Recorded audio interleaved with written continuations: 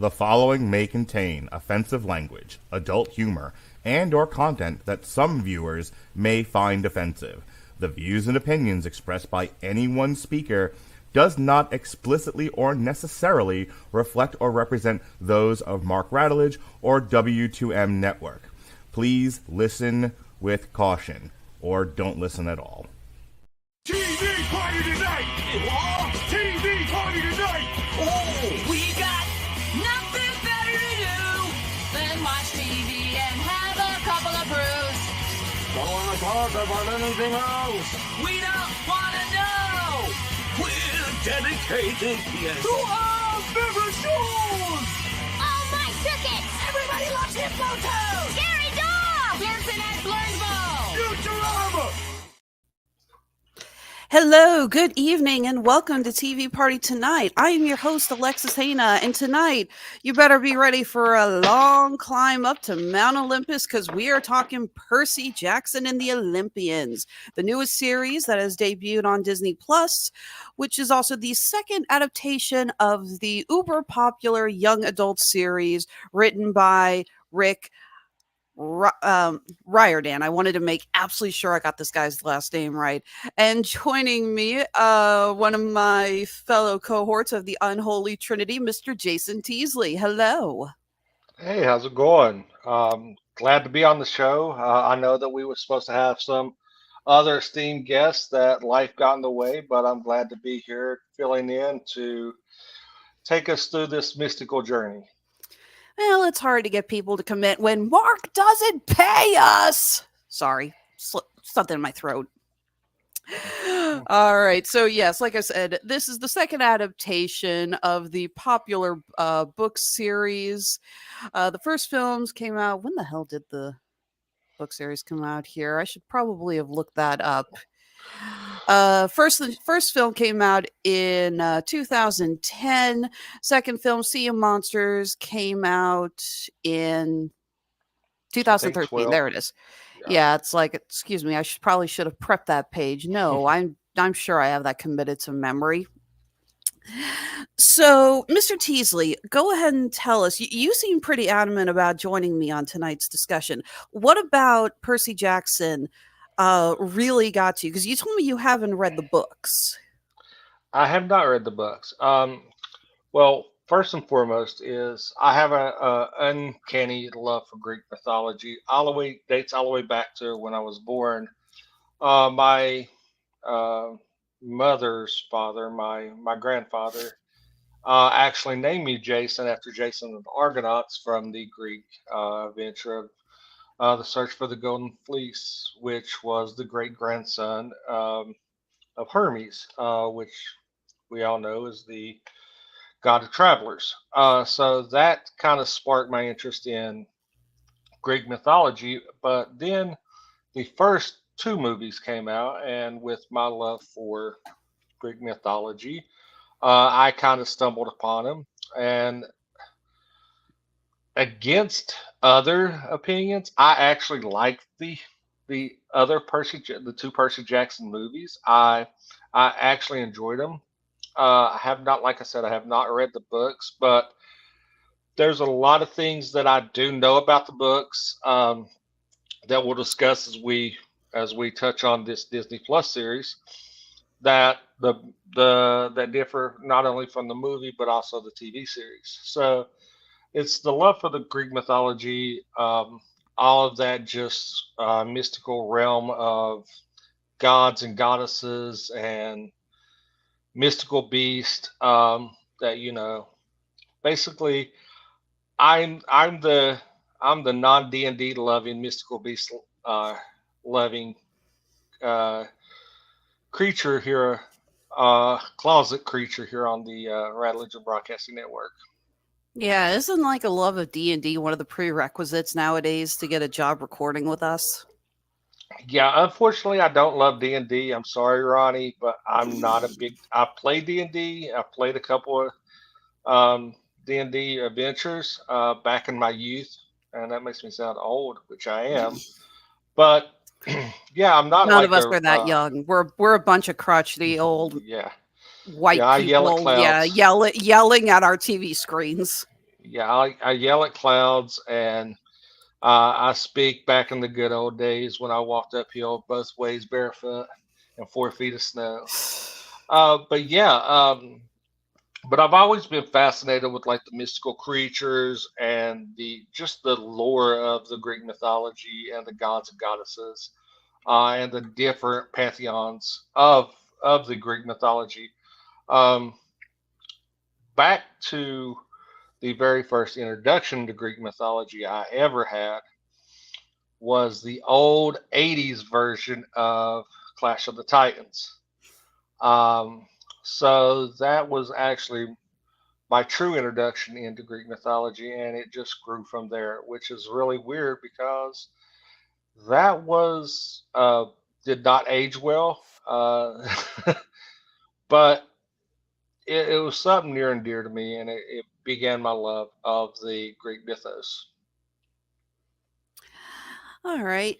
Yeah. See, I got in love with the Greek mythos through a book series that was available at my middle school library, which focused on all of the different mythological monsters. Remember, there was one for Cerberus, one for the Sphinx, one for the sirens. And it was just very fascinating to me. And I kept reading them and I loved them.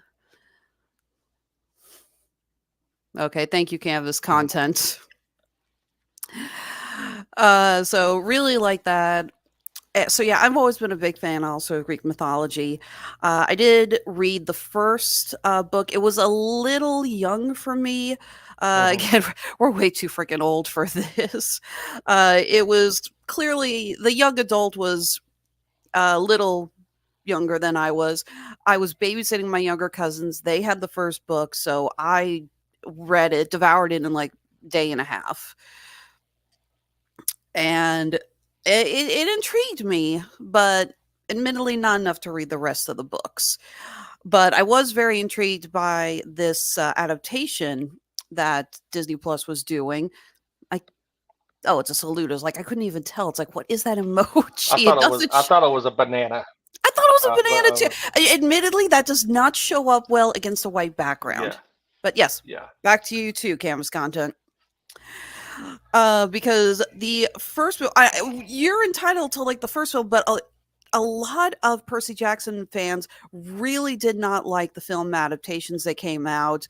Among other reasons, Riordan was pretty much locked out of the studio. He was not allowed to give creative content or to ask for anything. So obviously there were a lot of changes. I think the most famous one that people complained about was the ages. Percy Hmm. Jackson and his friends are supposed to be the youngest of teenagers, 12, maybe 13. We got Logan Lerman as Percy, who looks 17, 18 at the potential youngest in Yeah. this film. So definitely aiming a little high there. And I know, yes, it's common for us to age up our actors in films, but it still just feels very out of place to have someone that old who's supposed to be going through what Percy Jackson is going through. It doesn't really add up, in my opinion. Well, and the fact that I in some aspects, them aging him up worked. In some aspects, it didn't. It was kind of it would have pros and cons to it, like in certain aspects moving the story along. But overall, I do see where people had the gripe. Like I said, I wasn't really familiar with the source material of the book, so it I was indifferent. I was just kind of along for the journey, so I didn't have that really emotional connection to the character. So I was just going with the journey and seeing how everything played out. Yeah. So again, this series got its green light on Disney Plus, and Riordan basically said, "Okay, fine. You want to make an adaptation? Well, then guess what? You are going to let me be involved." And I think, based on what we have seen from adaptations of books, manga, and the like over the years, unless it's Stephen King, having the creator heavily involved in the process of adaptation is a good thing.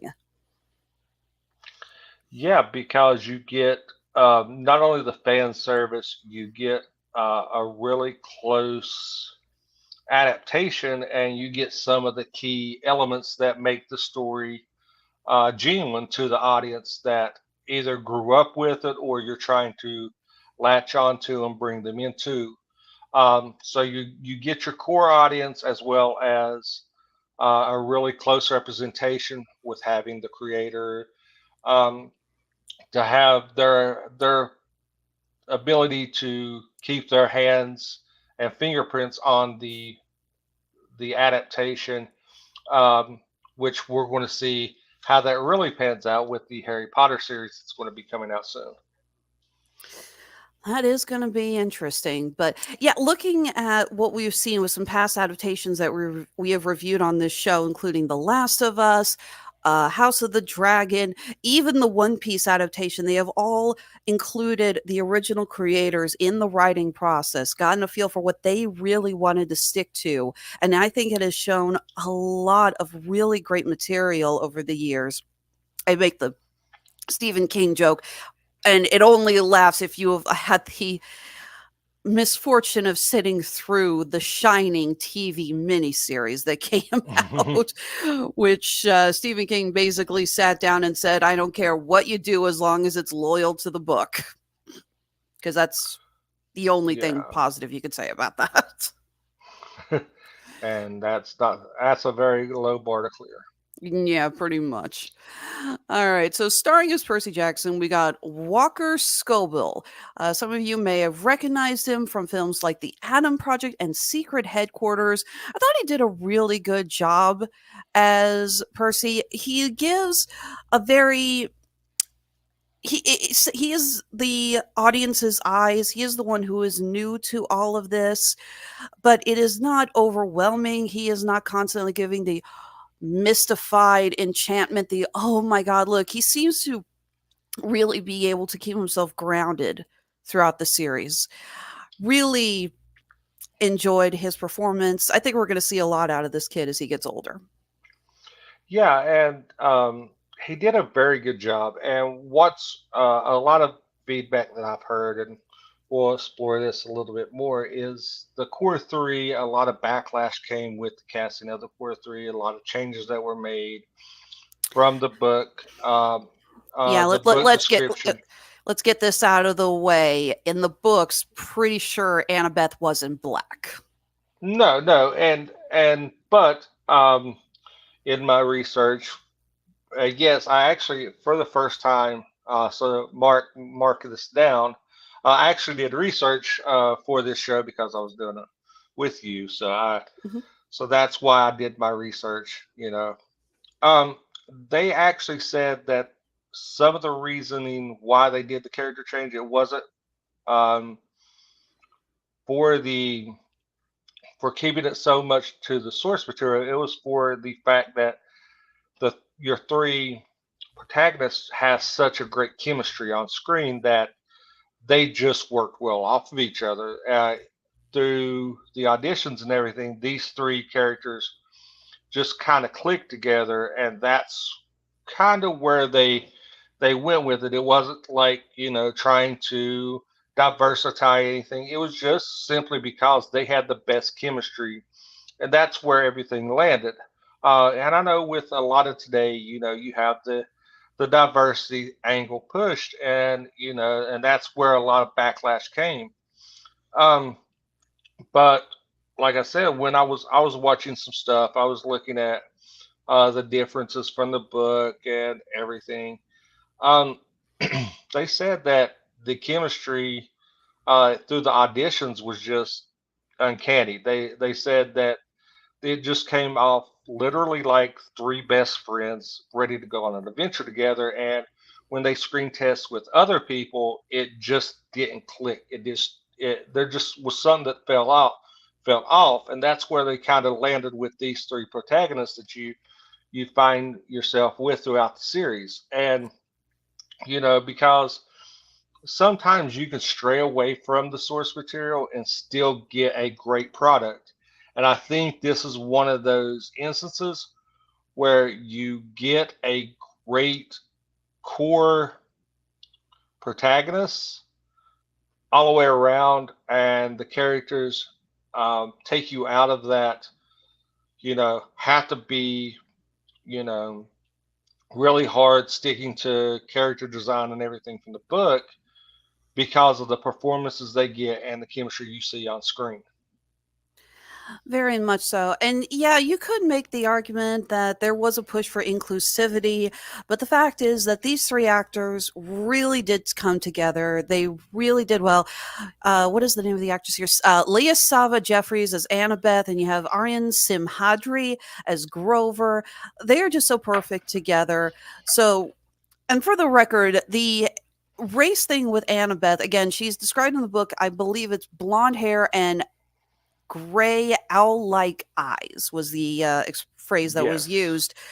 But frankly, none of those are crucial to the plot. They are a description in the book, but it's not like somebody remarks later about her gray owl-like eyes and it's a plot point. So I have no problems with the diversity and the inclusivity and the race changing. Again, the actress was really great. Yeah, and I could understand if the characterizations, were really plot driven. They really played into certain aspects of the plot that had to be there. But, this doesn't do that. So swapping things out and just getting the chemistry, I felt was more important than, the true to description that the book gave off, rather than seeing the chemistry come across the screen. Very much so. It is also really hard to get kid actors who are able to pull off stuff like that. Again, that's another reason why a lot of characters are aged up if they're younger in the original source material. Younger kid actors are just, it's very hard to work with them. Not to mention there are tons of labor laws that keep you can't keep them on set for so long. I think my favorite example of that was the original Interview with the Vampire film, because Claudia in the book is like 4, 5, something like, she is little. She's a little girl.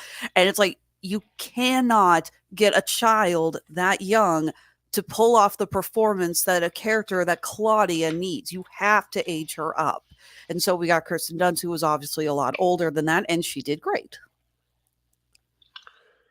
Yeah, and and this goes back to us talking about the movies when they aged them up in the movies, because a movie versus a TV series has a very different. You and Dorian can attest to this. Shooting a movie, you can be on set for vastly longer than you would be shooting an episode of a television show. And yes, generation of child performance first. Yes, but you can doing a film is much more grueling on actors than doing a television show, because you have those breaks, you have that downtime more so on the television show. Doing a movie, you have longer days on set, you have much tighter time constraints and everything. So, you run into, like you said, labor laws and everything. So it's a whole different beast you're trying to tackle in the realm TV versus film. All right, well, let's go ahead and get to the plot. This is an adaptation of the first book, Percy Jackson and the Lightning Thief. We have our 12-year-old Percy Jackson, who is a troubled young student. He has what he thinks is dyslexia and ADHD. He's been kicked out of a couple of schools, has trouble focusing, only to learn that he is, in fact, a demigod. He is half human, half Greek god. And he learns this when he is attacked by his teacher, who is in fact a harpy in disguise, played brilliantly by Megan Mullany. and he is sent off to Camp Half-Blood, where fellow demigods are taught how to survive, and they are also protected. It isn't long before we find out he is specifically the son of Poseidon, god of the sea, which is admittedly also a big no-no because the three big gods on Olympus, Zeus, Poseidon, and Hades, had sworn to stop fathering children. Because I think they mentioned in the book the last time they did that, we got World War II. No, it was the kids, the children started becoming so overpowered that they had to end the bloodline because everything was the children was becoming rampantly and overpowering, and the what you're thinking of is what started World War II was the last war Right. among the gods, and there was two forbidden children. There was Percy and I think her name was Thalia. Thalia, yes. Thalia was the who daughter of Zeus who could not be saved. And so Zeus, in very much a classic Greek tragedy, Zeus turned her into a tree. But that tree became essentially set up the barrier for Camp Half-Blood. Any half-bloods or demigods. This is not going to be the first time I mess up and use Harry Potter terminology here, folks. Well, I Sorry. mean, they're half bloods. I mean, they're still half bloods.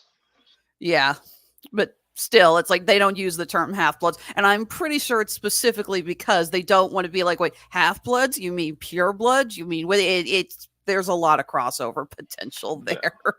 Which actually we'll talk about a Harry Potter crossover once we get to a certain scene. Very much so. All right, so yes, Percy ends up at Camp Half-Blood after seeing what his mother tries to get them there after they're attacked by a minotaur in tighty whities. I don't know if that was a design choice or if someone at Disney literally said, put a pair of underpants on the minotaur before the censors go after us. I don't know. Yeah, because we don't need to see Minotaur Dog. No, we don't. But yet, Donald Duck still doesn't have pants. Go pig. Yeah, they're just Porky Pig. What are you going to do? Yeah. The laws of who can and can't wear pants will forever just be, no, it's not black and white. It's gray. So his mother tries to save him, and she, what looks like, is killed by the Minotaur, in which Percy actually slays the Minotaur in revenge. He is now at Camp Half-Blood. He is being trained. He is claimed by Poseidon after a very ugly game of capture the flag. And he is told, well, guess what? You get to go on a quest. Because we're obviously not just going to have a popular young adult series where he's stuck in the cabin the whole dang time. And the quest is someone has stolen Zeus's master bolt, the MacGuffin, we'll call it. And they believe it's Hades, because unfortunately these guys have paid way too much attention to Hollywood's interpretation of Hades and not enough to the actual Greek myths. Hades isn't Satan. Hades isn't evil. I'm sorry, that's something we'll talk about a little bit later when we're talking about more of the characters. But that has always been just a thorn in my side with a lot of film adaptations. Yeah. Except for Disney's Hercules. They get a pass because James Wood was hilarious. Yes. Hades in Hercules, voiced by James Wood, is probably one of the best performances ever. Absolutely. So Percy has to go on a quest to go down to the underworld. It literally go to hell, find the Master Bolt, and return into Mount Olympus. Otherwise, Zeus and Poseidon are going to start a war because Zeus is pretty sure that Percy took it for no other reason than essentially looking at his brother saying, oh yeah, you would just love to have your son, love it if your son was the one who stole it. This family needs therapy. But again, Greek gods need therapy. Understatement of the, I don't even want to say millennia, of eternity. Yeah. And if you follow Greek mythology, and if you do your Greek mythology lesson, Greek mythology is really, really screwed up. The gods are totally screwed up. They are basically, egomaniacs who try to one up each other to boast and just basically be the one to overthrow Zeus. They are Which they are creatures of pure emotion. There's no logic. There's no sitting down and loyalty. discuss. It is they do. It's like, I'm angry. You're gonna die. I love you. You're gonna bore my child. It just, that is it. They have no restraint, no limits. Well, because they're gods. And yeah, there's no there's no bounds. I guess the easiest way to put it. There's no limit. It's limitless. The boundaries don't exist, and things are limitless because who can tell a god no? Is basically the what it boils down to, and they are very backstabbing, and they always try to one up each other. And there's a lot of rivalries and sibling rivalries and everything that you learn about through this. And as you progress through this, you see the big three, the Poseidon, Zeus, and Hades, are only two of them have an ego, and it's not the one you expect. Absolutely. Hades is the one that is just happy to exist in his own little world in the underworld. He does not want to be involved with the rest of Mount Olympus. Zeus and Poseidon want to battle for control of Mount Olympus, and they are constantly at war with each other, and they're trying to one up each other in a sibling rivalry.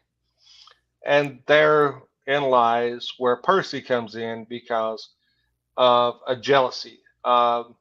Zeus thinks that Percy, who is basically the bastard child of Poseidon, stole it because Poseidon is jealous and wants to overthrow Zeus. Hence, the rivalry and the animosity and the tension between them. So, I don't think they ever really established. I could be wrong, but I don't think they ever really established that Poseidon wants to overthrow Olympus. It genuinely would not surprise no. me if Hades. Yeah, I guess Hades is a Hufflepuff. He's pretty much just like, I'm content down here, no problems. But it would not surprise me if the concept is just anytime something goes wrong, Zeus is immediately quick to point his fingers at Poseidon, and Poseidon's just too stubborn to step down and say and be just like, I think what you want to think, okay? I don't want to deal with your bullshit, Because, well, and that goes back to something that's said in here: the sea cannot be contained, Very much so. and that goes along with Poseidon. If a sea in a storm is raging and everything, it's pure emotion. It is everything, and it will not back down. You cannot control it, and that is exactly where the rivalry between Zeus and Poseidon come from. Is Zeus might be the head, quote unquote, of the gods, but Poseidon doesn't seem like Poseidon sees him as an equal, not a superior. Mm-hmm. And that pisses Zeus off more than anything because everybody else sees Zeus as a superior, except for Hades and Poseidon. They see him as equal. Hades really just don't give a damn because Hades is just content. Mm-hmm. He's content, peaceful. But Poseidon is like, you're no better than me. We're equal, and that pisses Zeus off, and that's where the animosity comes from on Zeus' side. Well, we have our three main characters. Percy, he is sent off with Annabeth, who we talked about earlier. She is a daughter of Athena. And Grover, who is not a demigod. He's a satyr. He is a satyr protector. Apparently, the satyrs are tasked with protecting the demigods. And it was his task to make sure that Percy got to camp unharmed. And he succeeded. And Percy insists that Grover come with him on this quest because he believes that he believes that Grover is so true of a friend that he would, trust his life with him.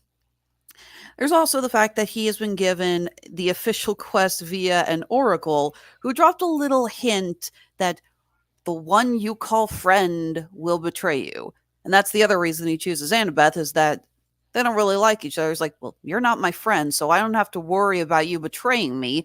And Grover, who he adores just too much, saying, I know you won't betray me.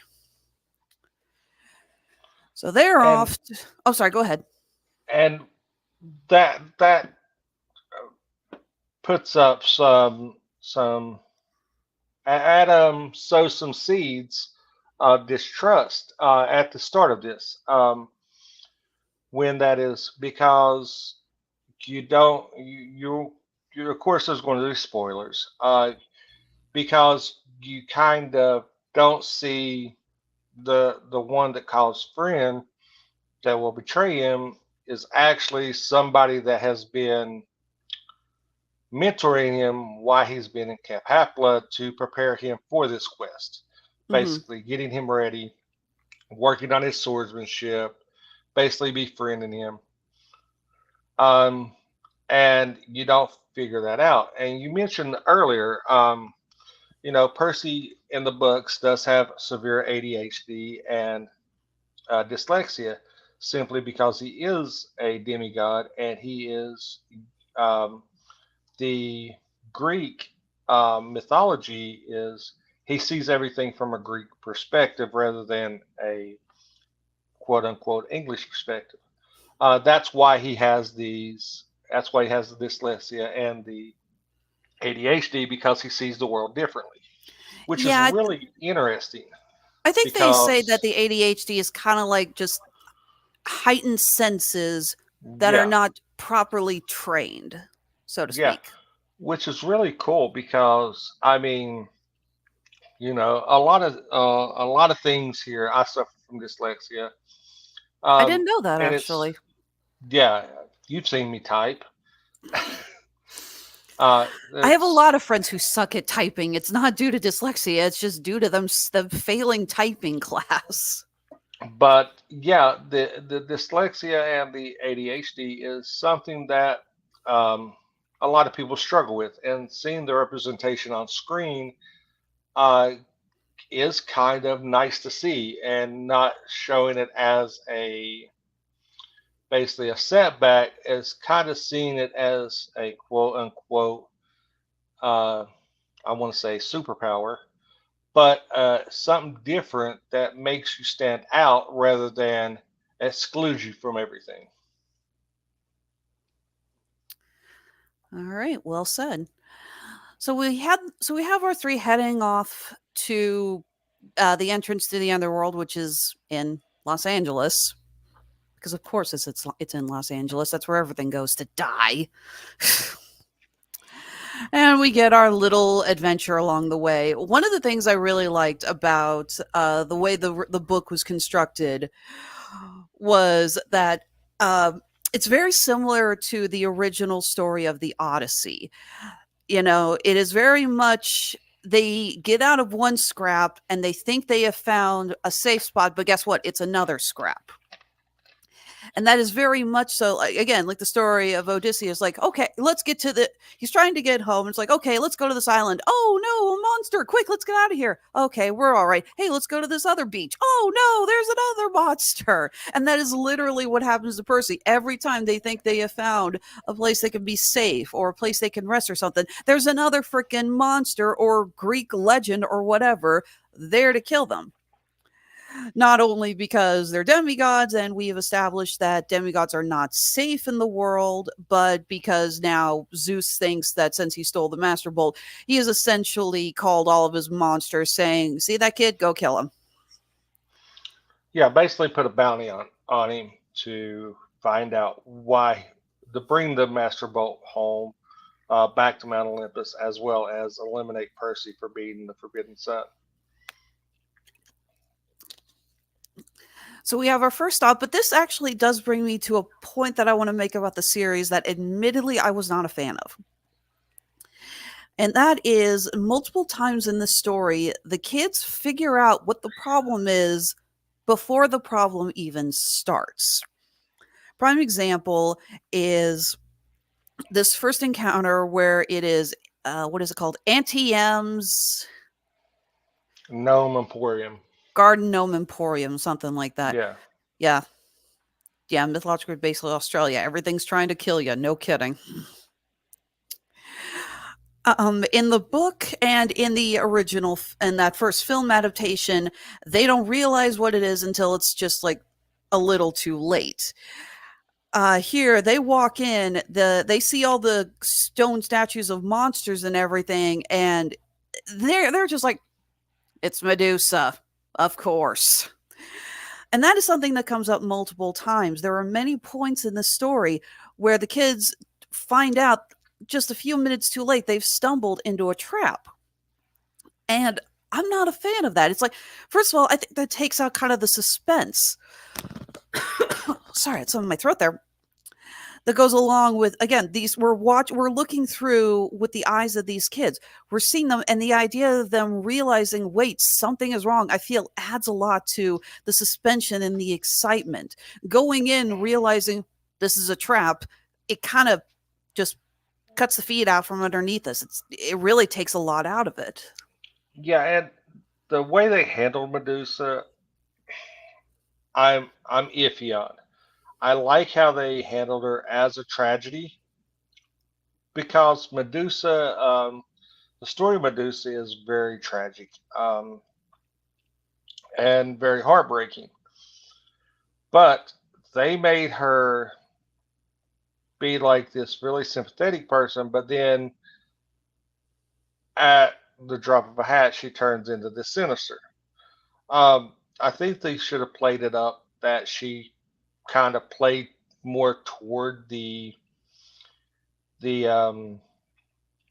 whims and befriending the kids before trying to do it. I think the turn should have been a little bit slower, and they could have expounded on that, which I think that they could have just added maybe another 5 minutes to that episode just to kind of see her slowly turn a little bit more and not as abruptly. But the deal with Medusa, I think they handled it in the movie a little bit better than they did here, and that's just my personal opinion. So don't come at me. I will say I like this design of Medusa more, and I really like the idea Yes. of the veil hiding the eyes, because so often nowadays the concept of the Gorgon, if we see a Gorgon in Yeah. modern day, she's wearing sunglasses. The veil I thought was a very creative touch. Yeah, and it's more elegant. Mhm. And it which is what Medusa was. Medusa was a very beautiful lady, and just that veil and the hat and the veil brings a level of elegance to her, and as well as keeps with her story, because she was very beautiful, and she was basically cursed because goddesses are assholes. Um, but Yeah, you realize there are some versions of that story where it wasn't a romantic coupling where Poseidon just convinced Medusa to sleep in Athena's temple. There have been many where Poseidon yeah, took her and Athena did a little bit of victim blaming, which also brings to light a line that this Medusa says when Percy says, well, if you're not a monster, what are you? And she says, I'm a survivor. yeah. That hits a lot differently depending on your interpretation of the original myth. Yeah, and that's something that with Greek mythology you find a lot of. You find a lot of different interpretations, different stories, different tellings, and you don't and you get to pick and choose which one that you want to. It's basically choose your own adventure with Greek mythology on some of the backstories, um, and you kind of Yeah, find except that which you don't one get you to go like on. back because you kept your thumb on the page. Yes, and you get to pick what resonates with you the most, what speaks to you the most, what backstory that you connect with more. and that's you see that in a few adaptations here. Most notably Medusa, also Hades. When we get to talk to him about him a little here in a little bit, his backstory in this is a little bit tweaked from what it actually is, because there's a line that he says that is kind of makes Hades' story more tragic in real life, but in this it's kind of turned out. But yeah, and some of the things, some of the quote unquote adventures seem like really rushed because you just kind of pop into places, and you don't really see. It's kind of like you're rushed to get to the next uh, god, goddess, or mythical creature interaction. Very true. Speaking of which, we next after they okay, I do have to talk about this actually. We're not gonna discuss in great lengths every single adventure that they go on in this series because if we're doing that, then we're pretty much just talking episode by episode, and we Yeah. try to avoid falling into that trap. But I do want to talk about one thing, and that is how they kill Medusa because I have never seen such a blatant attempt to keep the PG-13 rating on a series. In the book, Percy calls back to his namesake and uses I can't remember what it is. It's like an ornament or a glow. It's something shiny, and he uses the reflection to wait for Medusa to get behind him and swings behind him. Again, this is a callback to the classic myth where Percy uses a very shiny shield and waits for Medusa to get in range and then swings and kills her. In this one, Annabeth puts the cap that we're just going to call it the cap of invisibility. I know it's got another Yeah. name, but screw it. That's what I'm calling it on her. And he swings, which I'm sorry. I honestly thought was the stupidest thing in the world. It's like, well, now you're just swinging at an invisible target. Get back to me when that makes any sense. And he decapitates her and he's miming, holding the invisible head with the helm on it. And like I said, it's like, okay, I get it. It's Disney. We can't have blood on screen. We have talked before on Yeah. this show about how hilarious it is the way certain creators will go out of their way to avoid antagonizing the MPAA, but that was just so I'm sorry, there has to have been a different way to do that without having blood on screen because it just looks so stupid. Oh yeah. I mean, it was very very um, outlandish. I guess you Yeah. could say. Because then you got to try to figure out which way you're going to point Medusa's head, and it's invisible, so you got to try to figure out what way to point it. I would have loved when he Uh, goes out to kill Electo again if he'd pull it's like, whoops, pulled it the wrong way, zip, Yep. 420'd. Yep. Get back to me if you catch And that reference. yeah, I got it. But yeah, it would have been interesting. But some of the For the record, good callback. Samurai Jack found ways to avoid showing blood on screen until Adult Swim got to do the final season. So very good callback there, Canvas content. That is absolutely true. I need to go so watch that series again. I've never seen it. Oh, it's do you have HBO Max? It's so good. It's on Yeah. there. Yeah. You should watch it. If for no other Um, reason, Robert and I will quit harassing you about it. Robert harasses me about a lot of things. Okay, we'll harass you Uh, about something different, okay? Okay, but I think the Medusa thing was really nice and handled well. The St. Louis thing, I didn't like how it was handled. Uh, Outside of when Percy falls in the water, and you get the instructions to see his father. The only other thing, I mean, you have the going through there. The the interaction with Ares was really fun. The carnival episode was really fun, and the whole throne to retrieve the shield and them appealing to get Percy out of the chair was fun. Even though I want to talk about that when you're done, because I didn't think that trap made any sense in the world. It did, because you're sacrificing yourself for its whole thing. But we'll talk about it here shortly. Yeah. And then I wasn't really like entrenched to anything until we get to the underworld. So we'll go ahead and talk about the retrieval of the shield.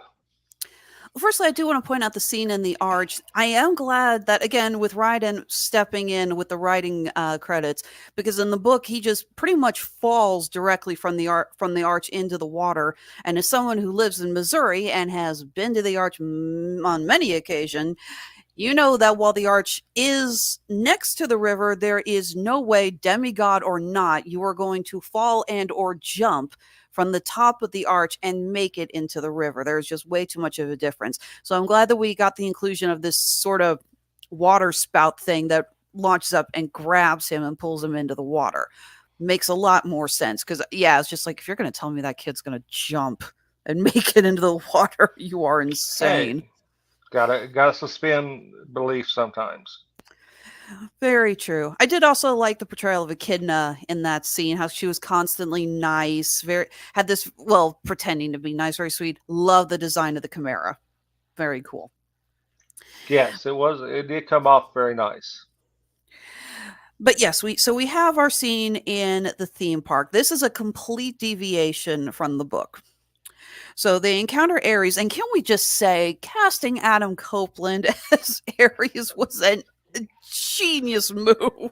I was not expecting that, but I was very pleasantly surprised to see him cast as Ares, because he gives that God of War kind of aura. So that was very, very great casting, especially when you get to the final fight. Okay, I'm not currently a huge wrestling fan, but I was when Copeland, who went by the stage name Edge, was on the show, and I loved him, and I thought he was just so fun. He's one of those really great wrestling actors who is able to play both a face and a heel so well, because he just, even when he's playing a face, he's just got this very smarmy attitude. You just want to boo him. And that is exactly the kind of attitude we want to see with the God of War. I mean, there's just the scene when they sit down in the restaurant, and he's on his phone, and he's starting a Twitter war. And I'm just like, oh my sweet God. Of course, the God of War would be a freaking Twitter troll. Why am I not surprised? Yeah. That was hilarious. And he just says, hold on, I've got to do it. And it's just something that you would honestly see. And if you just know Adam Copeland's personality, you could just see him doing that in his everyday life anyway. Just being himself, because he's a very big practical jokester. Super nice guy. I've seen the interviews. He is super polite. He is a great guy to his fans. Yeah, super nice guy. I met him in Charleston, West Virginia once. Nice. Ran into him. Super nice guy. He goes out of his way for his fans. And he is legitimately one of the biggest pranksters you'll ever come across. Him and Jay both, which everybody knows as Christian. Both of them are huge jokesters and pranksters, and they love pranking people, and they will go out of their way to prank you. So doing stuff like that, and that's basically his personality turned up to 11. Him playing the God of War. So he tasks our heroes with retrieving his shield, which has been taken by Hephaestus. And again, one of the changes here is that he essentially says, I don't trust you not to get my shield and run off, so Grover's going to stay with me here in the diner, which is interesting because they warn him, like, don't let him get in your mind. He's the god of war. He's going to screw with you. Because in the book, they mention about how just being in his presence makes you angrier, more emotional, more violent. Because again, that is what the god of war does. He would want to get you riled up, want to make you fight. Yeah, kind of hanging out like doing a podcast with Winfrey on a regular basis. Sure, why not? Winfrey will make you want to fight somebody. Now there's someone else on the network that does that to me, but I'm not dropping names. We won't say anything about Pat. I didn't drop the name, you did. So, but yeah, so Grover stays, and he manages to actually get inside Ares' head through flattery. I just love a little bit. He was actually talking about, getting on his side about Athena, and Ares like, yes, oh my God, no one gets it. I love that. And essentially manages to wiggle out some information from him about who the actual lightning thief is. Meanwhile, Annabeth and Percy go to this amusement park where they go in to get the shield, and the trap is, this is a callback to another classic Greek myth. Hephaestus had built Hera this beautiful throne, and the minute she sat down on it, she could not move. She couldn't get back up. To which Hephaestus says, I will only release you if you give me Aphrodite. As we all know, even though Aphrodite was off running around with Ares, she was married to Hephaestus, so Hera agreed, and he let her out of the trap. So the throne is there, and the idea is that you have two people. One person has to sit there and essentially sacrifice themselves to the throne, and then the shield will fall, and then the other one can get it. And Percy decides to play the martyr card and sits down on it, and the shield is released, and then Hephaestus walks in, and Annabeth gives this plea to him, basically saying, we don't want the family drama, we just want to do what is right. And she gets to him, and he agrees and releases them. But for me, I thought it was kind of weird, because the idea of that trap, it's specifically for the shield. Ares is the only one who would go for that shield, and I can't help but feel like the only person who would go with him would be Aphrodite. It's like, did Hephaestus know that Ares was going to send these two kids in to get a shield for him? It's a cool idea, and I like the idea of one person has to sacrifice themselves for the others to go on, but it feels a little convoluted.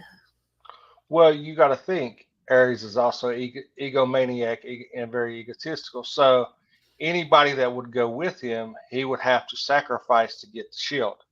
So he's not going to sacrifice himself. So if anybody went in with him, it's going to be Aphrodite's, which is the main goal. So he would have to sacrifice Aphrodite's to get his shield back. Wherein lies Aphrodite's would always be there forever. So that was the goal. It was going to be a plan to trap Aphrodite's forever, because he knew Ares would never give himself up. He would always have to sacrifice someone else. Again, not against it. It just felt a little forced for me. Mine are also a little nitpick. I think they could have done a lot more with the makeup and the costuming on Hephaestus.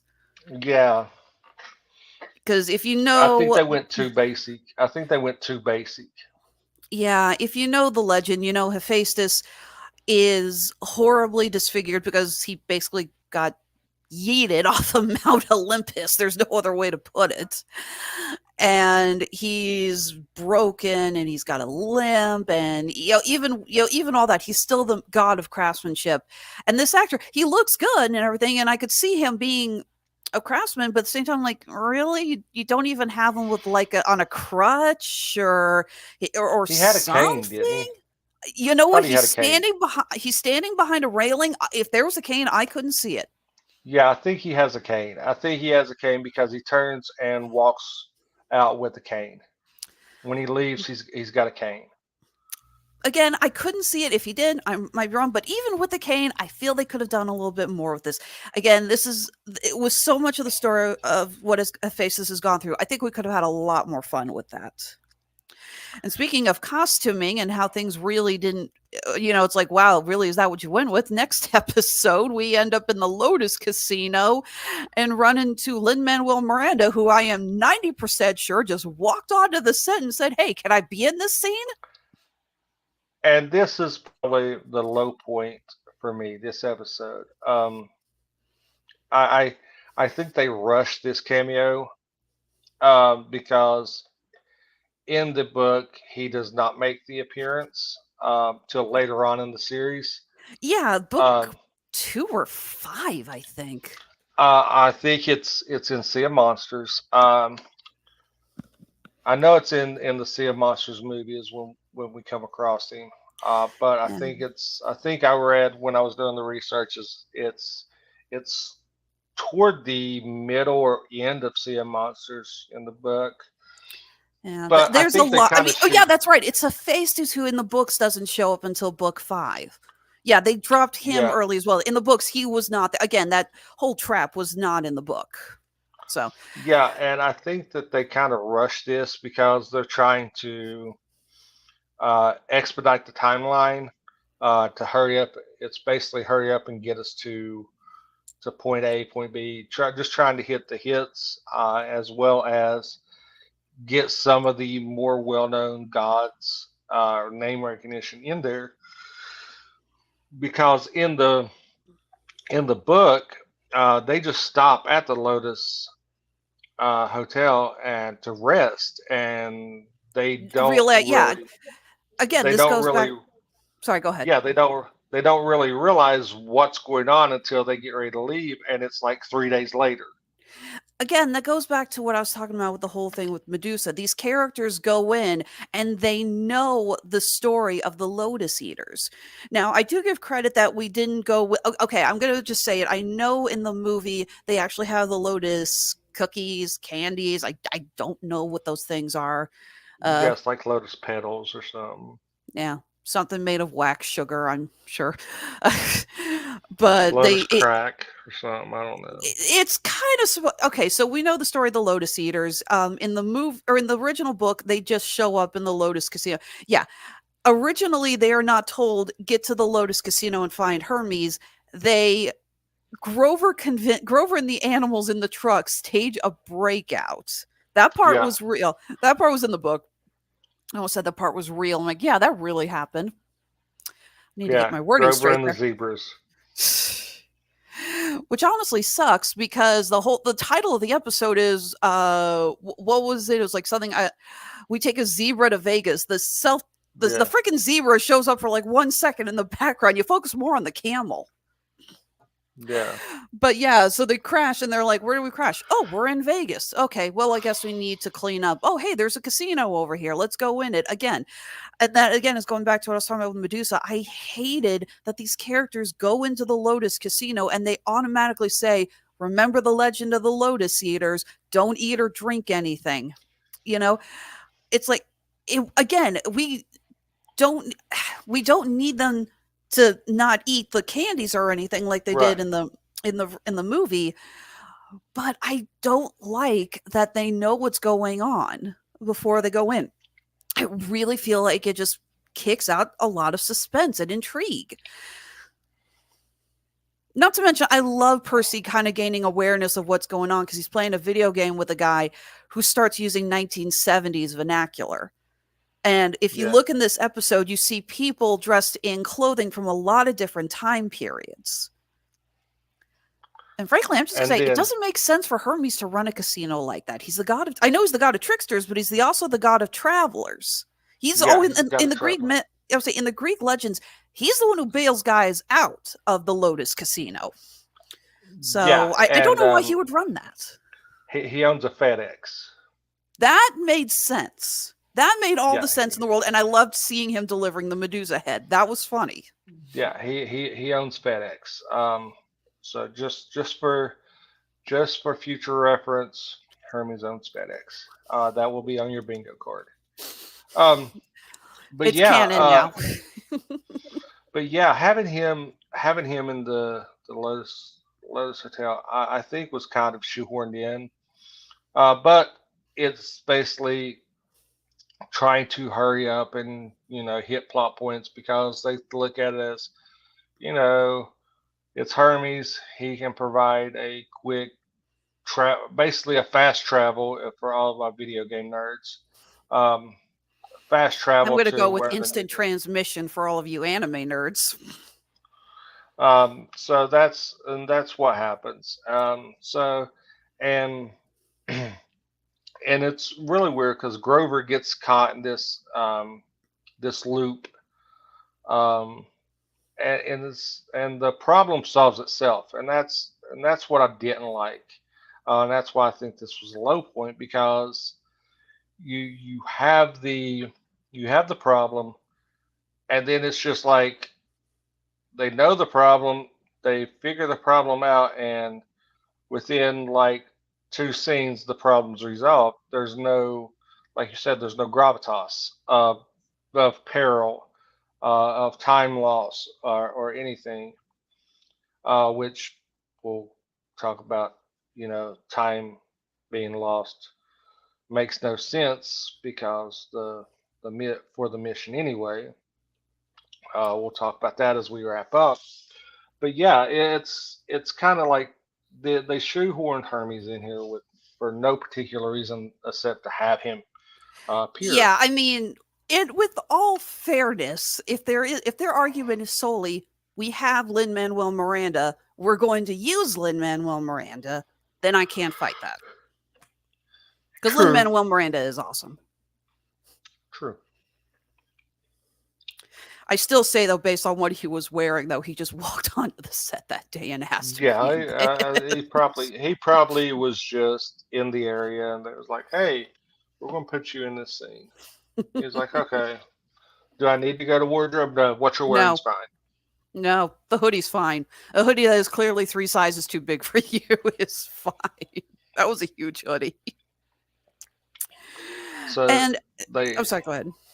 I was going to say, so they take the taxi. They end up. They don't end up in the underworld just yet. They end up on the outskirts. Santa Monica. Percy got a premonition. I think it wasn't supposed to be a premonition, but I think he was told that by the. How do you pronounce it? The Nereid? Is that how you pronounce the water spirit? Yeah. Nereid? Yeah, he's supposed to meet his dad in Santa Monica. Yeah, so he goes in and finds the Nereid again, and she basically says, "Yeah, guess what? You failed." Yeah, you're late. Your dad left. Yeah, he's going to war. And milk.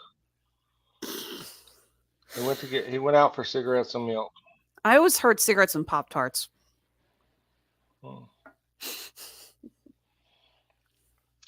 So, but yeah, so the Nereid gives them the pearls that will get them out of the underworld. And so they find out that in this instance they find out that Percy's mom's not actually dead. She's in the underworld with Hades. Hades is keeping his mom in the underworld. She's not actually dead. There's a difference between partly dead and all dead. Yeah, so sorry, there is never a bad time for a Princess Bride reference. They're going to travel to the underworld, rescue Percy's mom, and then continue on with the mission. Percy essentially says, "Look, I don't care that the deadline is passed. This is my quest. I'm going to see it through."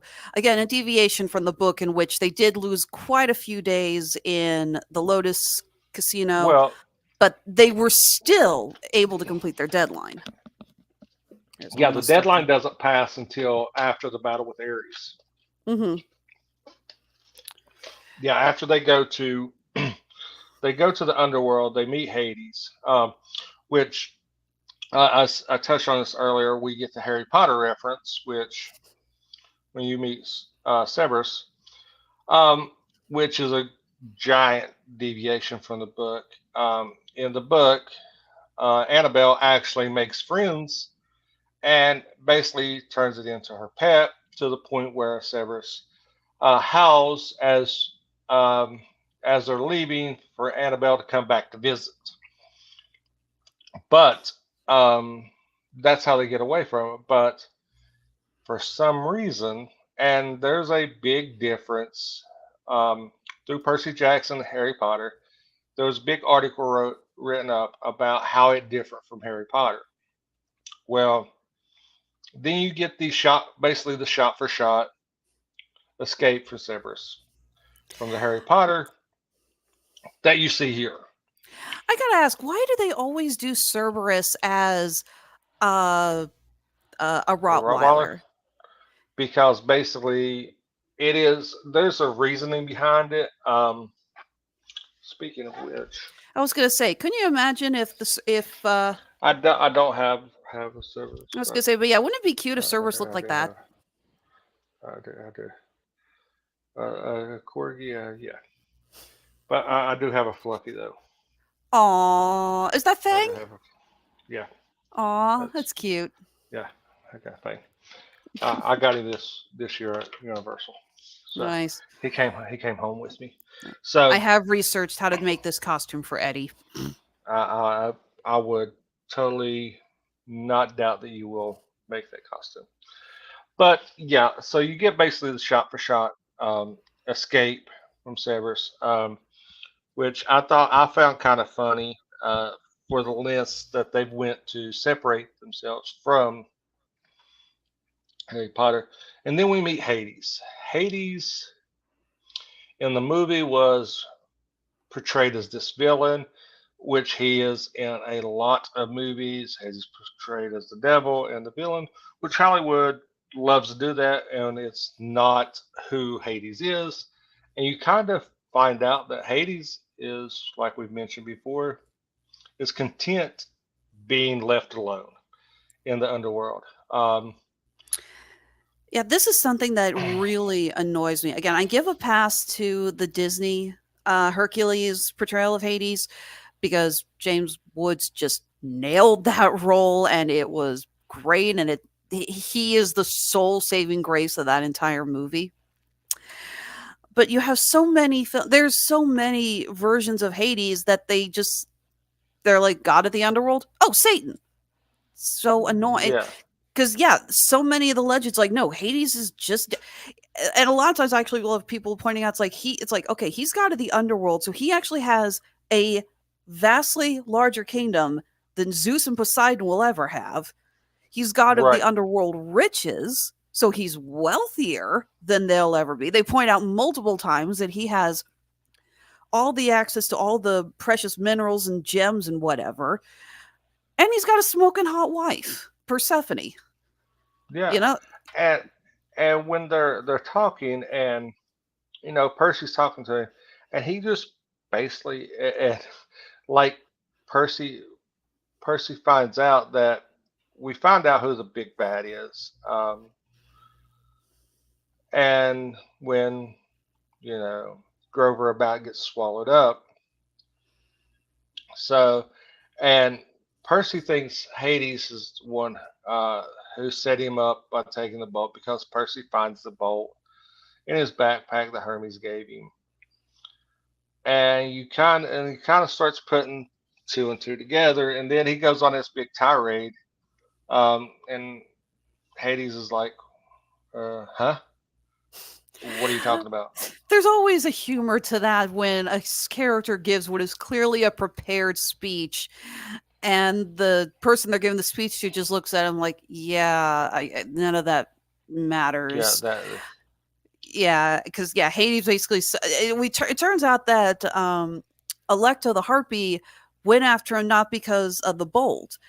Hades was under the impression that Percy had his helm. What was it? Helm of Darkness. His helm of darkness, yeah. Yeah. His fancy hat. That was he had used, his fancy hat. That was used to steal the bolt, the exactly. Bolt. Yeah. And it's just, and he's basically says like, look, I just want my lucky hat back, okay? And they strike a deal, and because his mother or Percy's mother is there, and Percy says, "Look, I'm going to go get your lucky hat, and then when it's returned to you, you release my mom." And they get out of there, and they wash up back on the beach, where they oh no, it's not the beach. It's not Santa Monica. They wash what? It's Montauk. It's where the cabin is. It's the beach house that him and his mom always went to, because that's where she actually met Poseidon. Well, guess who's waiting there on the beach? It's not Poseidon. It's Ares, and Edge looks like he's ready to throw down. Yeah, and going back real quick to touch on something about Hades is one. The underworld looks phenomenal. It is basically Olympus upside down. I did Looks like the phenomenal. giant stone ceiling, or the giant stone sky with the stalactites, stalagmites. Yeah. I not a geology scholar. I always get those two terms Yeah. mixed up. I'm sorry. But it goes into something that we was talking about. I said we touch on when we got to Hades. Is Hades was banished from Mount Olympus. He wasn't, but in this, he says he just chooses not to go back. But in reality, Hades was banished because of the rivalries with his brothers. He was cast out. He was forbidden to come back to Mount Olympus, and it harbors a lot of hurt and resentment for Hades. That's why he is the way he is. But he's also happy to be rid of all the drama that the gods are known for. Mm-hmm. He is happy in the underworld. He has self-satisfaction, and like you said, he has everything. He has a bigger kingdom than Olympus would ever be, with a vast amount of riches. But and the way it's portrayed is you kind of see it comes across as he actually shows emotion for being exiled, and you see the kind of hurt that he has being exiled from his family, which is really interesting. Then we get to the fight with Ares, which Percy basically says, we're gonna go one on one. He says, I want to go one on one with the Great One. Going for first blood. Go for first There's blood. a wrestling reference in there somewhere. I do not know how to go there. For the record, I'm with you on the portrayal of the underworld, except for one thing, and that is the portrayal of Asphodel, the forest that they have to walk through. In Greek mythology, Asphodel is essentially what I think some people would call purgatory. It is the meh. If you do not want to be judged, if you are too scared, essentially, to get judged, or you don't want to wait to get judged, you can go to Asphodel. In the books, it's like standing in a field of wheat in Kansas for all eternity. I've spent more of my fair share of my life in Kansas, and I can tell you, I think that sounds worse than Tartarus. But the idea of these humans combined into trees is very much so more of the seventh circle from Dante's Inferno, where part of the harm to oneself, the forest of the souls who committed suicide. Mm-hmm. And I was just like, that's not Asphodel. That is literally the seventh circle. Again, it's like, I don't know why they changed it like that, except to split Annabeth away from the group. And again, I don't know why that was necessary. Well, it gives Annabeth a reason, because the roots show regret, and that she gets. And that's something that you see, and I don't remember it touching on it, what her regret is. But I think it's from her staying into away regret. from her family. Because yeah, It she could said be. because she ran away from home because the family dynamic with her father and her stepmother was just not working for her. Essentially, we don't know a lot about what that meant. Just that she ran away from home, and because it is a big thing at the end when she says she's going to go reconnect with her dad. Yeah.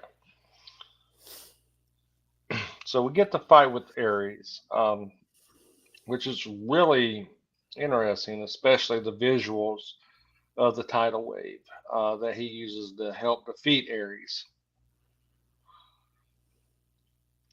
And then we find out the true villain is Kronos. Who is who is not dead, but has been Who is who who is has been granddaddy. he is the father of the gods, the last of the Titans. And much like a certain other big bad in a young adult series, has been biding his time until he can come back to life and take his revenge. Yeah, there is no way to avoid the Harry Potter parallels here. Yeah, next thing we know, we're going to start talking about Horcruxes and I nearly brought up Horcruxes when we were talking about Ares and the idea that the more you're around him, the angrier you get. I'm like, okay, so he's a god Horcrux. yeah. So, and then after he beats Ares, Ares says, "You've got an enemy for life." And then they find out, they agree that they've missed the deadline. This is when they realize that they've missed the deadline. They gives Hades his fancy hat back. He Well, they give it tells, to Electo, and yeah, they say, okay, here, tell Hades we expect him to keep up his end of the bargain. Percy goes to Olympus, which the visuals on Olympus was outstanding. Very much so. Kind of Olympus, reminded me of the final level in Kingdom Hearts 3. Still very nice. and then we see a tragic moment. Um, in one of the best castings, but in a tragic way, we meet Zeus. Lance Reddick's final role. Rest in peace, Mr. Reddick. You were awesome. And I think that this role, he could have thrived in this role because he just has that presence to be a god among men. Very much I have all the power. You don't know what you're dealing with. Get the hell out of my sight. He just has the way he talks to Percy, the way he looks at him is the way a human looks at an ant. Especially when he's telling him, "Thanks for the information. Now be gone. I'm letting you live." And Percy keeps talking, and when he shouts, and you have the thunder and lightning in the background, Mm-hmm. that was awesome. That was an amazing just scene because he comes off. He has this sophistication to him, but he also has this menace that he can play a really nice guy, but he has that menace that he can play an amazing villain that we've Yeah. seen him play a villain on various occasions. And just when he yells and that thunder and lightning's in the background and just his voice comes across and it's like he was taken way too soon, especially out of this when playing such a perfect Zeus in this role. Definitely. You know, a lot of people thought he was, when they heard he was cast, but they didn't announce who he was cast as. They thought he was going to be Hades. See, I couldn't see. I wouldn't have seen him as Hades. I don't think he would have been a good Hades. No, I think he does fit the role perfectly. And tragically, this is his final performance. And we get to see Percy essentially saying, I'm not leaving until you acknowledge this. And Zeus is saying, it's like, you know, I've killed like people for being more annoying than you. Nearly strikes him down. And guess who finally swoops in to save his son? His daddy. Poseidon, played by Toby Stevens. And Which I think is I like the costuming of this because you have him show up in that like that sea foam shirt, in the which was a book, he good was actually wearing idea. Bermuda. I was saying in the book, he's wearing Bermuda shorts and a shirt that looks like it got taken out of a Margaritaville staff member. I will say I'm really glad they portrayed the gods wearing modern clothing. It's a minor thing, but I'm always a little annoyed whenever we see Greek gods in modern day scenarios and they're still all wearing like the togas and stuff. It's Yeah. like, guys, we can have more fun with this. We can be more creative.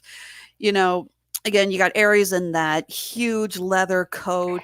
You've got did I say Ares or Hades? Ares in the big light. You got Hades in that slick black suit. And yeah, you have Zeus in that, well, I'm just going to call it very powerful looking suit and tie. Yeah. So again, I'm glad that they avoided that. I always hate it's just like, don't need to see another Greek god in a toga. And yeah, Poseidon essentially says, there's not going to be any war because I surrender. You don't have an opponent. And yeah, Zeus is like, well, can't really go to war with somebody if they ain't going to fight. Yeah. So then you see Poseidon actually calls out Zeus for everybody knowing that Kronos is still alive. Yeah, I love it's like, who else knows about this? And I love it's what it was like. The minute he gets to, he's like, it's Ares, Hades, and Hermes.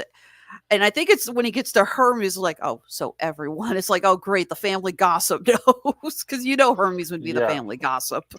Yeah, so, and then it's like, so you find out Kronos is there. Kronos is the big bad. You have this really heart-to-heart. And then Poseidon sends Percy back to Camp Half-Blood where he's being celebrated, and we find the big reveal of who betrays Percy. The person who actually stole the bolt. And it's one who did call him friend, Luke. Okay, now going off again of the first movie, I really like the performance and how they portrayed Luke in this one. Luke is a son of Hermes, and he is fed up with the gods. He's like, the Greek gods keep fathering all these demigods, and we're left to try to save ourselves when you got all these monsters coming after us, and they're not helping us.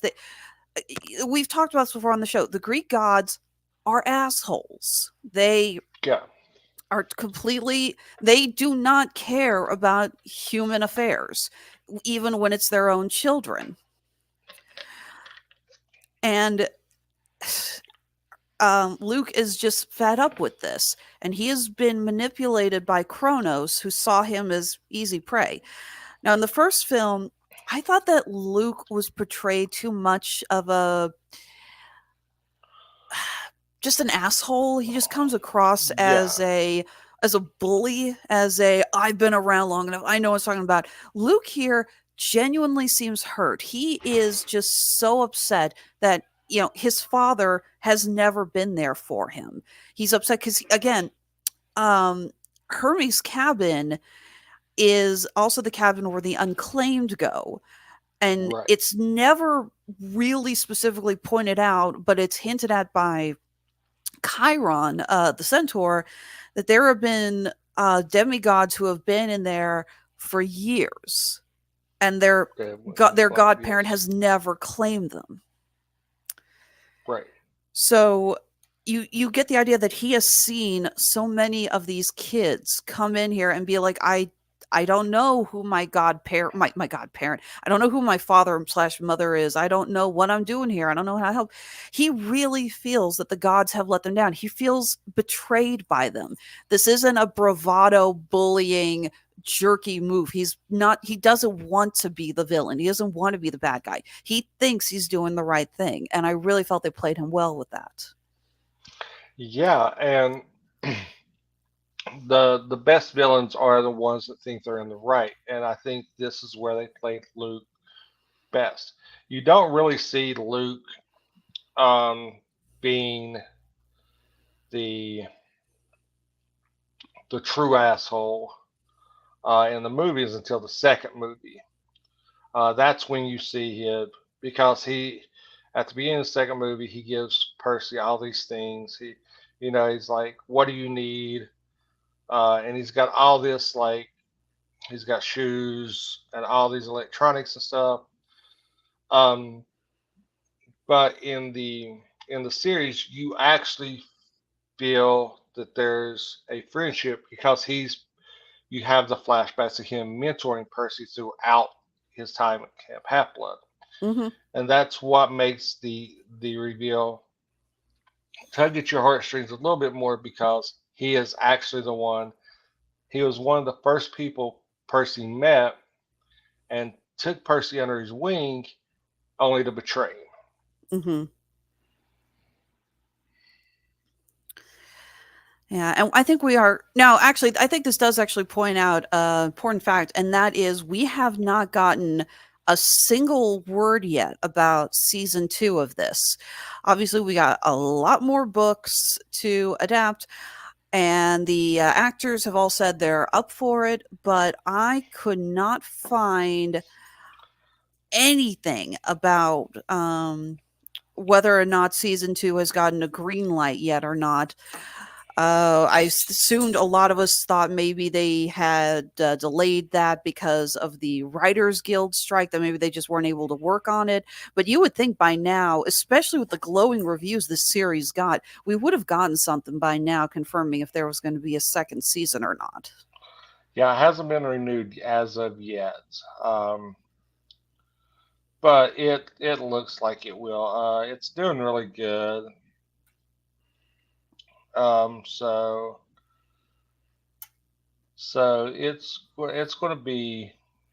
I think one of the major hangup is they're looking to see who's going to fill the Lance Reddick role as Zeus, because he plays a decent role, if I'm not mistaken, in the second book, as a certain thing happens to the entrance of Camp Half-Blood. If I had to pick a replacement, I'd go with Keith David. You know who they should get? Who would you pick? Give me Dave Chappelle. Dave Chappelle is Zeus. Okay, you have to explain now. I mean, would that not be a great Zeus? I mean, it'd be funny as hell. That it would. I mean, we could always go with Jonathan Majors. I mean, he ain't doing nothing right now. Ow. I'm pretty sure Disney has washed their hands of Mr. Majors. I think his schedule freed up. That's just like all levels of evil, and you know it. That's funny. Didn't say it wasn't, but I'm standing by that it's evil. Mike Tyson as Zeus. He's got the presence, just don't let him talk. Just let somebody else talk for him. Yeah, let's fire my thunderbolts. I mean, if you seen Mike Tyson on Mount Olympus, it'd be intimidating. It'd be a good Super Bowl ad. But one last thing I want to touch on is something that the books don't really touch on, is the expanded story of Percy's mother. I think this did a really good job of expanding on her role in Percy's life. I think it did a really good job of showing how she was actually looking out for Percy. The book, the movie doesn't touch on it hardly at all. You see her in until she gets vaporized, sent to the underworld. But the through the flashbacks and everything, you get to see the relationship really fleshed out. And I think that's something that gives this series a lot of heart and shows that she was actually grooming Percy to be the hero that he's going to be. And the interaction between her and Poseidon, especially in the restaurant, shows that there was a genuine connection to the point where they can't even look at each other because the feelings of theirs are so strong.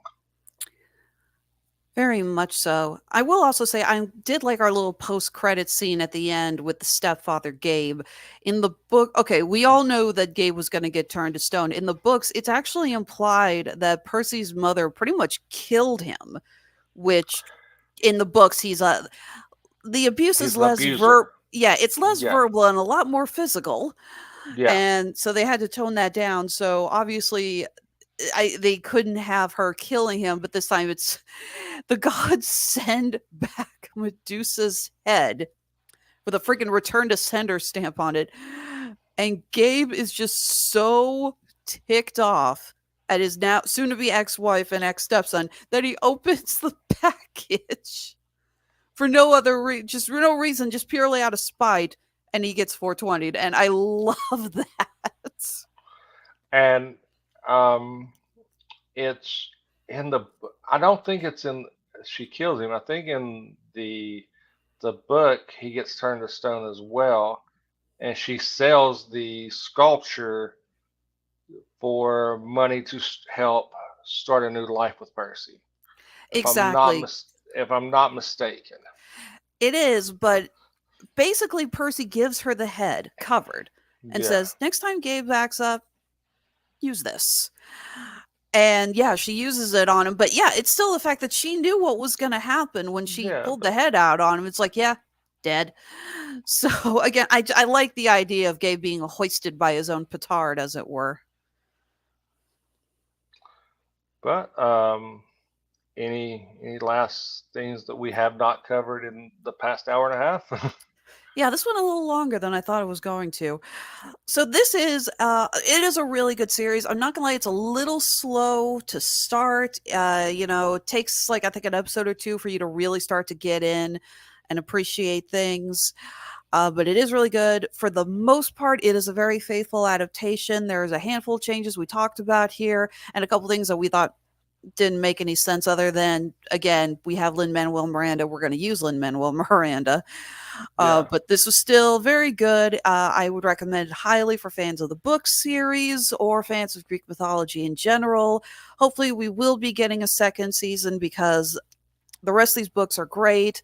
And this has gotten a lot of really positive reception from critics and fans alike, and they want to see more. So hopefully Disney will announce soon that they're working on Sea of Monsters, Book 2. I'm really hoping that we get that announcement soon. I think that with all the L's Disney's taken, I think this is one of the bright spots. So I look for us to get an announcement. Well, probably this spring at the latest. Possibly. Doesn't help. And again, this is another part of the problem with casting such young actors and why they do tend to cast older actors to play them, is that these kids are not going to be kids for very long. This is supposed to take place on a yearly basis. Again, very similar to Harry Potter. And the shooting schedule, it's not going to take long before Mr. getting his name right again, Walker Scobell, no longer looks like a 12-year-old, and he's going to look like an 18-year-old trying to play a 15-year-old because that's just the way time works. And that's how long it takes to make these series. And then we're back to Beverly Hills 90210 when you got 30-year-olds playing high school kids. Pretty much. All right. So, yeah, Disney, you don't have a lot of time here. Chop, chop. Get back to work. Stop firing everyone.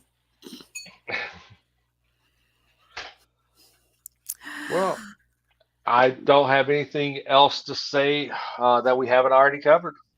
I think we're good. Why don't you go ahead and give us your plugs? All right. As always, here it's February, the Religion Broadcasting Network. So me and Mark are doing our annual It Can't Be Black History Without Two White Guys Talking About Black History. We last week we did a triple feature of The Blackening, Black Christmas, and Meet the Blacks. Go back and listen to that in the archives, and see if you can figure out which one does not fit. I'll give you a hint. It is a holiday. One of these This week, things is not like the other one. One of these things just doesn't belong.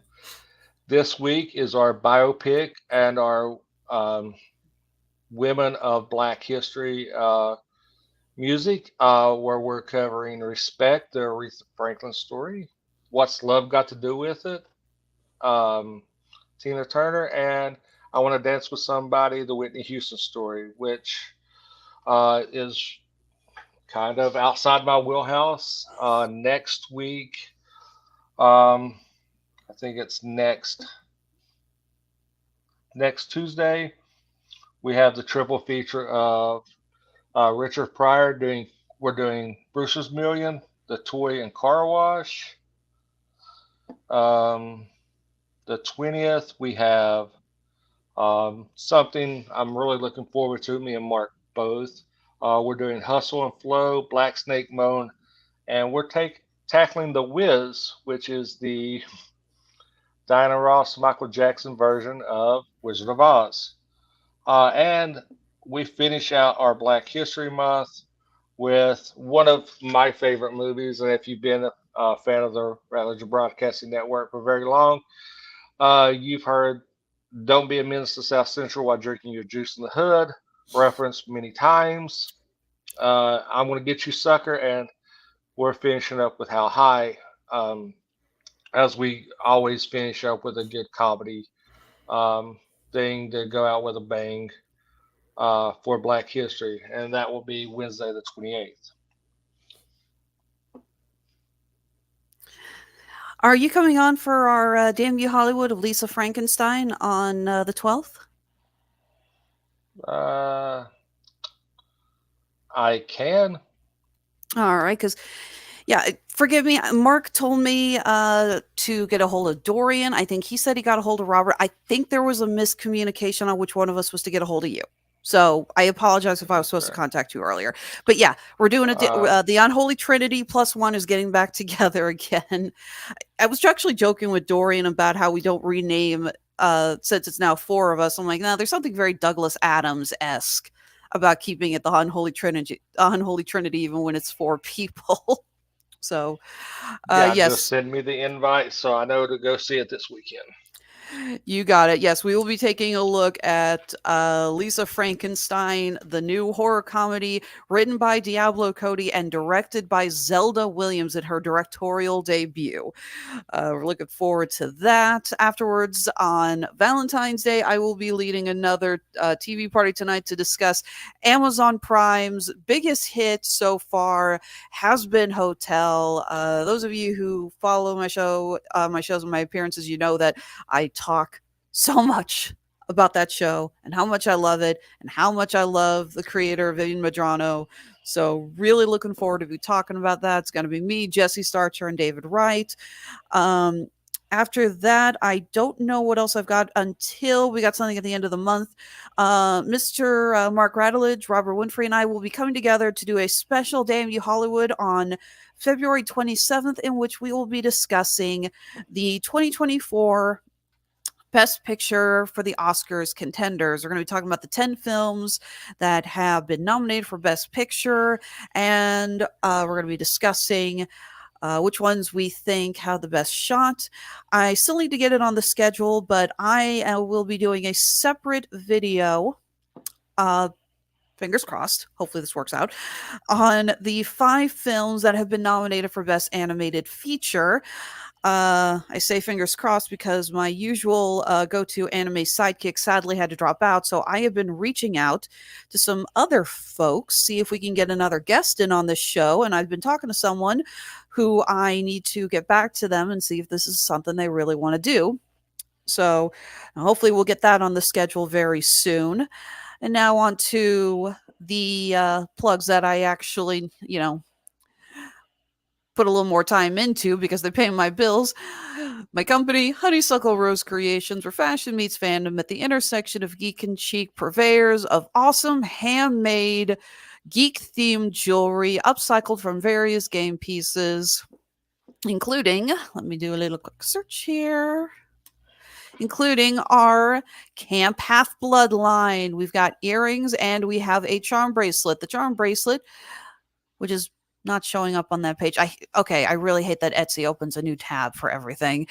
So I'm just going to have to point around it here because I don't want to have to go through putting in another page on this screen, is inspired by the necklaces worn by the campers at Camp Half-Blood. Those familiar with the books, you know that the campers wear a necklace with beads, and each bead is decorated with a themed event of the year. So we have all of the events that we see take place in the Percy Jackson universe, including, you can see it right there at the top, that is the bead that is created during the Lightning Thief. That, of course, is the appearance of the trident. Go ahead and close that up. Now, we are still in our off period before we start going back to the convention circuit, but we are getting ready for that. Looking forward to our first show, Planet Comic-Con. It's here in Kansas City. That is our home show. We have so many awesome guests coming in. I just found out we are going to have the cast of Fairly Odd Parents. That's Darren Norris, Susan Blankenshee, I always mispronounce her name, and Miss Tara Strong. We are going to have a Scream reunion with Skeet Ulrich, Matthew Lillard, Jamie Kennedy. They just announced that Nev Campbell sadly had to drop out, but we got Henry Winkler, who played the principal in the first movie, so he's going to be there. And we got freaking Ron Perlman, the king. I love it when he comes to these cons. I love seeing him there. So if you are in the Midwest, come check that out. It's going to be awesome. And yes, we will be there with not only the stuff that you see here on this page, but a lot of other fun pieces as well. Some which I am still working on creating because I love to make stuff for events. And I'm also a glutton for punishment and have a tendency to make something less than a week before an event because that's when inspiration strikes, because that is my cross to bear. Mm-hmm. Other than that, we do also have our shop on Handmade at Amazon, and you can follow us on Facebook, Instagram, Twitter, fuck you Elon Musk, I will never call it X, and TikTok. That's Honeysuckle Rose Creations, the intersection of geek and chic. So for myself, for Mr. Jason Teasley, who, by the way, when I wrote in your name in the description, you changed the spelling of your name to something a little more Greek. I put that spelling in the description as well. So it's going to come up as TZ. Just letting you know. All right. Thank you for joining us. Have a wonderful evening. And remember, we don't get paid enough for this.